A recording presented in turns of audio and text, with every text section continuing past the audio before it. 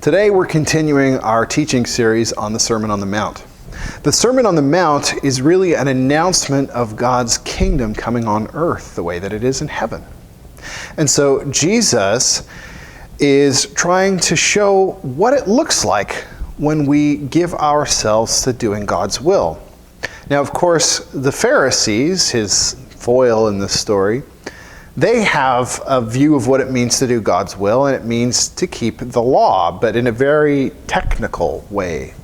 And Jesus is showing a different way of keeping the law, a way that's more in tune with the heart of God. And so there's this sort of implicit comparison that we see at work. The Pharisees obey the letter of the law, while Jesus obeys its spirit. The Pharisees focus on external actions, while Jesus focuses on the heart. The Pharisees make themselves look good. Jesus is more concerned with bringing God's kingdom. And for the Pharisees, the law enslaves. But for Jesus, the law liberates. So he has been summarizing how this new way of understanding the law looks in a variety of different contexts, and that's what we've been talking about for the last few weeks. So he talks about anger and conflict, he talks about lust and adultery, and in today's passage he's going to talk about honesty and integrity in our vows and oaths. So read with me Matthew 5:31 to 36. It was said, if someone divorces his wife, he should give her a legal document to prove it. But I say to you, everyone who divorces his wife, unless it's in connection with immorality, makes her commit adultery. And anyone who marries a divorced woman commits adultery. Again, you've heard it said to people long ago, you shall not swear falsely, but you shall give the Lord with what you promised under oath.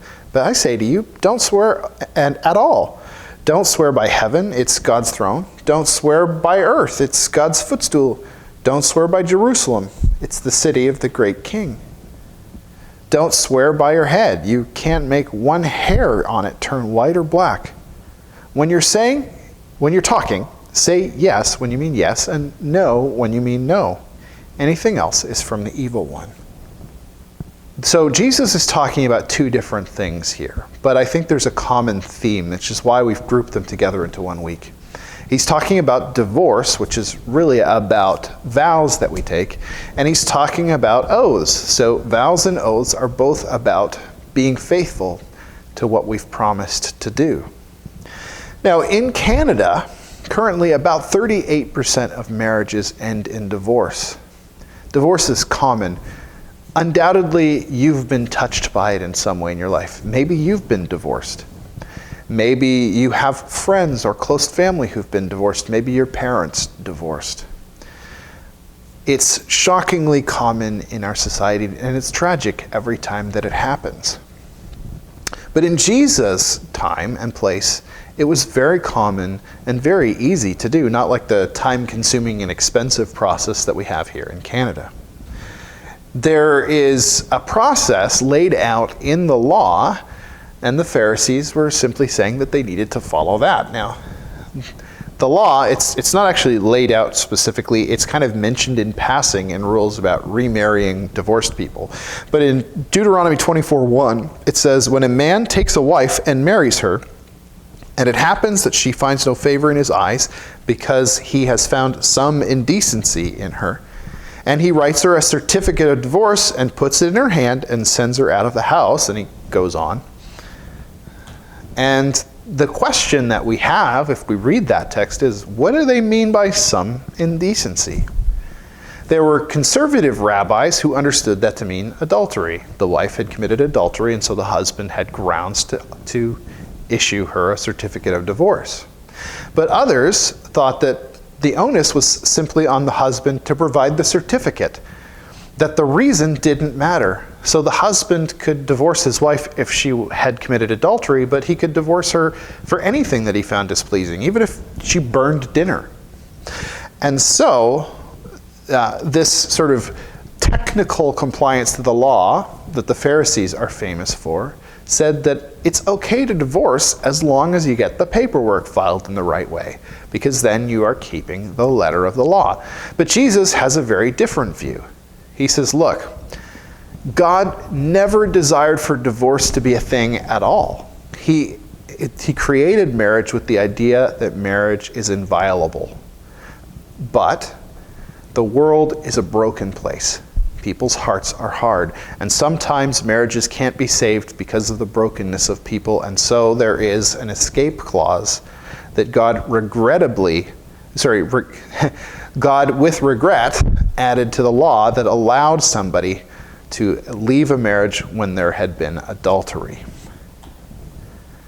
Now, Jesus comments on this again in Matthew 9 when he says, Moses gave you this instruction, the one about sending a woman away and giving her a certificate of divorce, about how to divorce your wives. Moses gave you this instruction about how to divorce your wives, replied Jesus, because your hearts were hard. But that's not how it was at the beginning. Let me tell you this. Anyone who divorces his wife, except for immorality, and marries another woman, commits adultery. From the perspective of God's kingdom, we can see that disposable marriages are not helpful.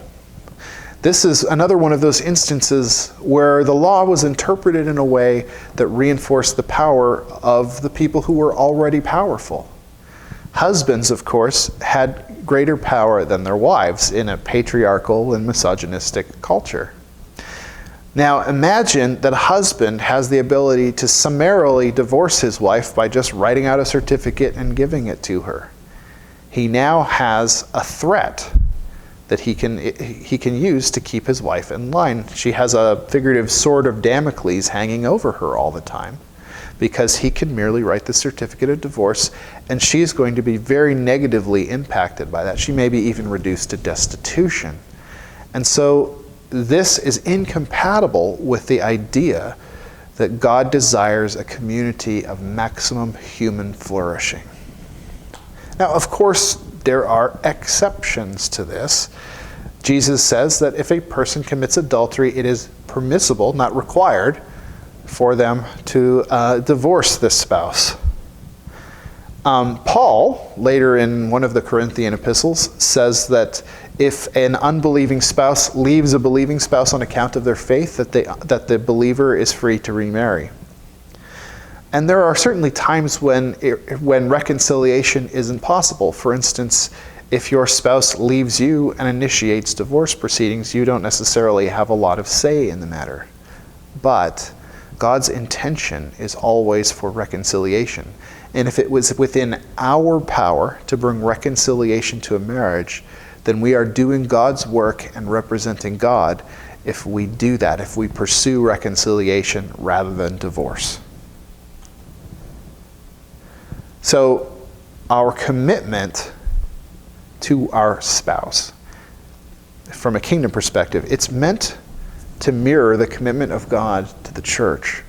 And so when we are faithless to our spouse, when we said, I promised that I would be with you for the rest of our life, but I don't really want to go that way anymore, I'm done, then what does it say about the God that we represent to the people around the world?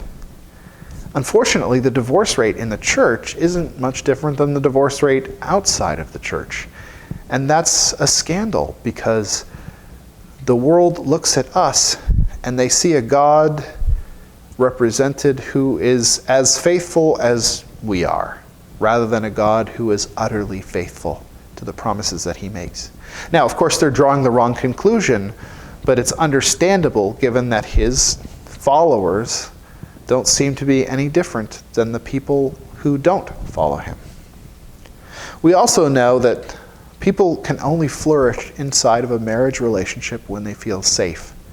And so it's only as we commit to one another unconditional love that we can drop the pretenses and be who we really are and be known and know each other fully.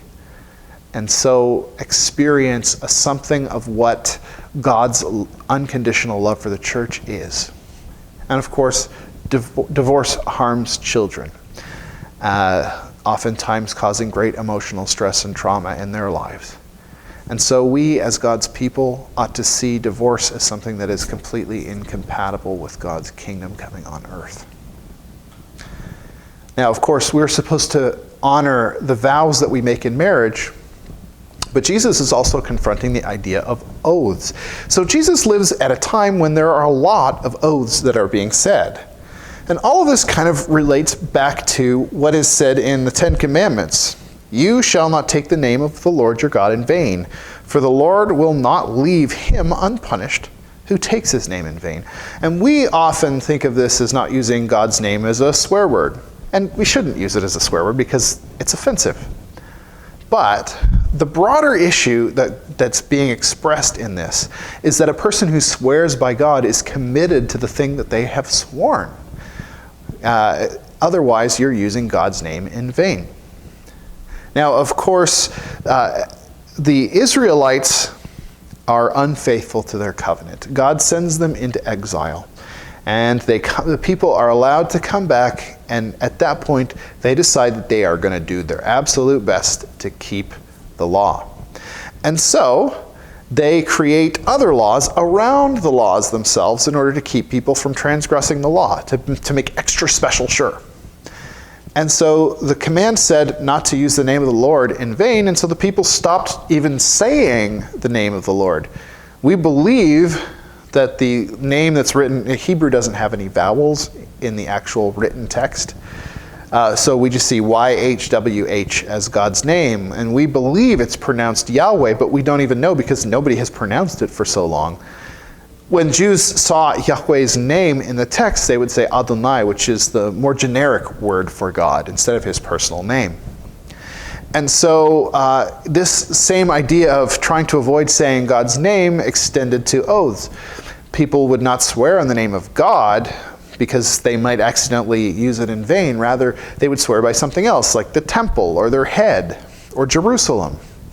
But it seems like people are gaming the system, offering vows that they don't really mean and finding ways of sort of worming out from under them. Jesus kind of alludes to this in Matthew 23 when he says, "Woe betide you, you blind guides. This is what you say. If anybody swears by the temple, it's nothing. But if anyone swears by the gold in the temple, the oath is valid. How crazy and blind can you get? Which is greater, the gold or the temple that makes the gold sacred? And you say, if anyone swears by the altar, it's nothing. But anyone who swears by the gift on it, that oath is valid. How blind you are! Which is greater, the gift or the altar that makes the gift sacred?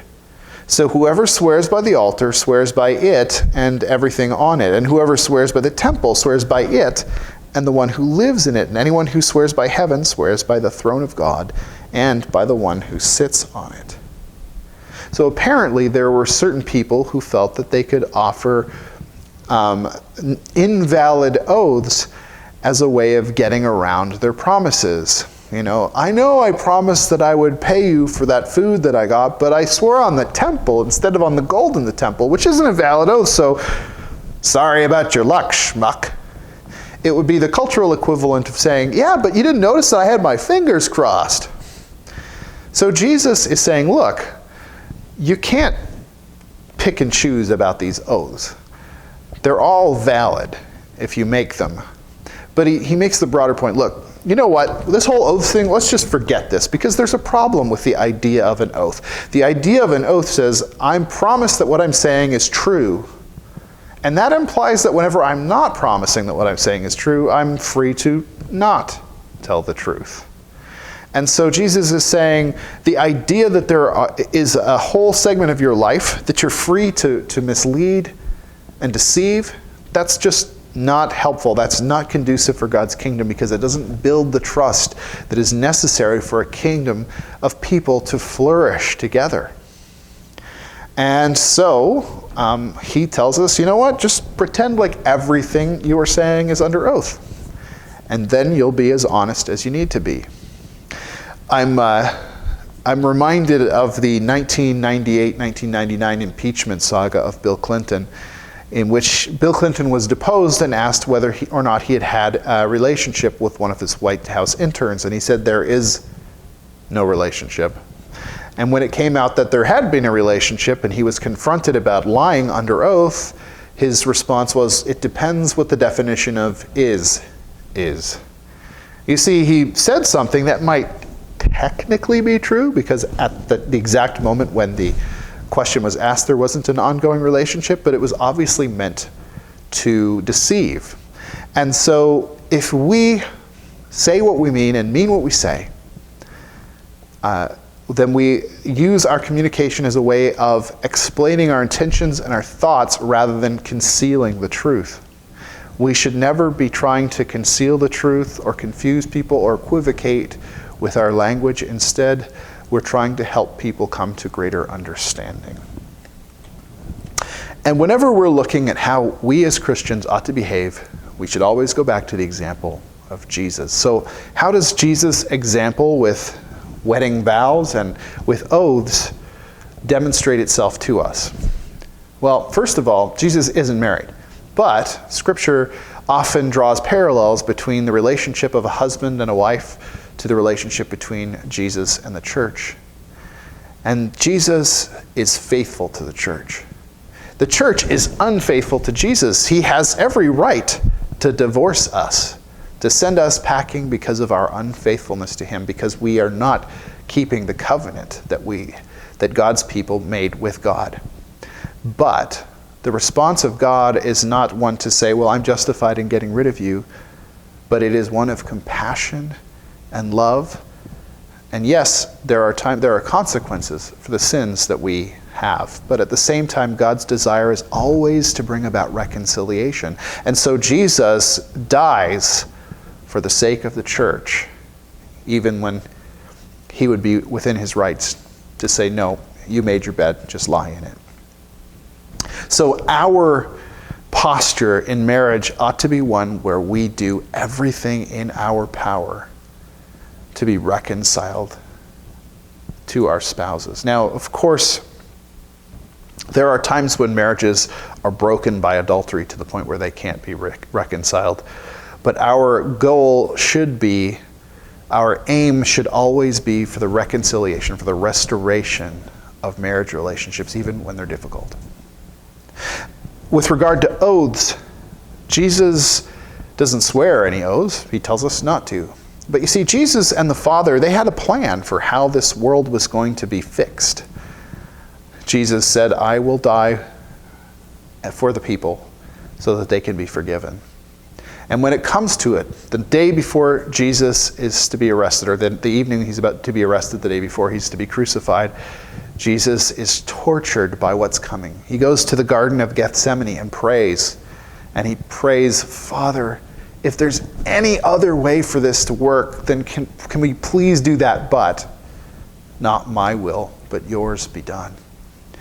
You see, Jesus, he's confronted with how hard this thing is, and it's real to him. He's not Zen cool going to the cross going, oh yeah, I have an appointment for the cross.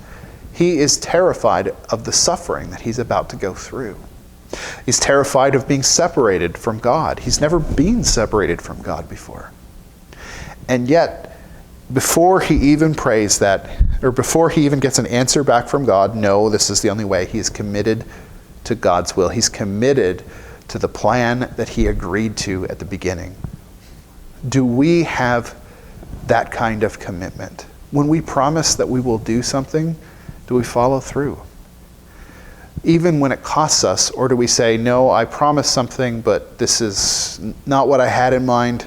I'm sorry, I'm done, I'm gone, this is just too costly. Do we make promises to God? I'm going to stop doing X or Y. I'm going to read my Bible more often. I'm going to pray more often. Now, of course, we can have intentions to do those things. But do we take seriously the things that we have committed to God and to the people around us? So, how do we practically live this out? With regard to marriage, first of all, if you're not willing to make an open-ended commitment to this person, don't get married. If you are married, then remember that God's desire is always for reconciliation and restoration when marriages are strained. So don't start with the assumption of, I'm justified in divorcing this person. You have to ask yourself, is there any way that a marriage can be saved? If you are somebody who is friends with a married couple, be sympathetic, listen to them, but remember, your job is always to lead them back to Jesus, the one who is faithful in his marriage relationship to the church. And so we must always be sympathetic and patient, but at the same time to counsel forgiveness and reconciliation. You can practically support married couples in certain ways. Like, for instance, if you know that a couple is struggling, maybe they need to spend time together and their kids don't really allow that. So maybe offer to take their kids so they can go on a date and have some time to actually talk and reconnect and rekindle those bonds. We should be supporting all the people around us who are married in whatever way we can. And with regard to our oaths, we need to do what we say, or what we say we're going to do. And we need to be... Sometimes we need to learn the holy discipline of saying no, rather than telling somebody what they want to hear and then going back on what we promised we would do. We need to be clear-eyed about the things that we commit to, and we need to be consistent and follow through and be dependable people. As the representatives of God's kingdom, our behavior reflects on God. And so it's not just about, am I inconveniencing the person that I have said that I would, the person that I promised something to? The question is, when people from outside the church look at the lives of those inside of the church, do they see the power of God at work in our lives, transforming us and making us into the new humanity that reflects the glory of Jesus? Or do they simply see a bunch of people who go to a building on Sunday morning, or nowadays watch videos on Sunday morning? Our mission to be God's hands and feet in his work of reconciling the world to himself is dependent on our living out this kingdom, this transformed life. And so let us commit to living as new creation in the midst of this present creation. Let's pray.